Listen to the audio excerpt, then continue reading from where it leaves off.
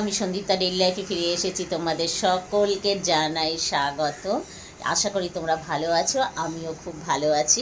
আমি কালীঘাটে ফিরে এসেছি কালকে রাত্রে আর তোমাদের সাথে সাক্ষাৎ হয়নি। আর আমার এখন কিন্তু গুড মর্নিং না, আমার গুড মর্নিং কিন্তু ভোর 5টায় হয়ে গেছে, কিন্তু তোমাদের সামনে আসলাম এখন 6:15। সেদিন বাড়িতেও গেছিলাম, শনিবার দিন বিশাল বৃষ্টি, আজকেও ব্যালকনি থেকে বৃষ্টি দেখতে দারুণ মজা লাগে। দারুণ এলো বড় সাজে সহসা মনে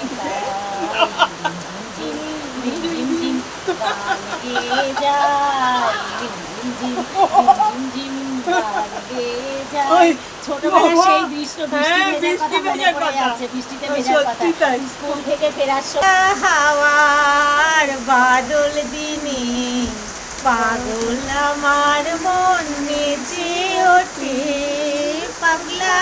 সন্ধে হয়ে গেছে, মাধুরীদি এখন শাক বাজাচ্ছে। কি হয়েছে?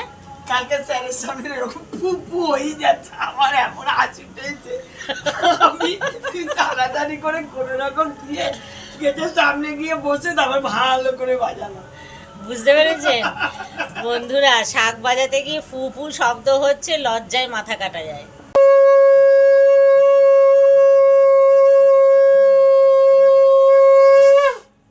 শেষ পর্যন্ত শাকটা বাজলো।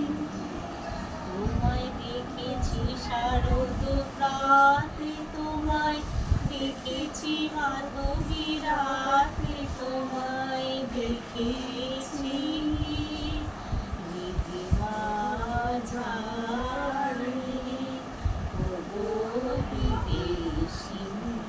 আজকের মতন এইটুকু বন্ধুরা। সত্যি চারদিকে বিভিন্ন রকম খবর শুনতে শুনতে মনটা খুব খারাপ হয়ে রয়েছে, যে কিছু ভিডিও করবো সেটাও ভালো লাগছে না।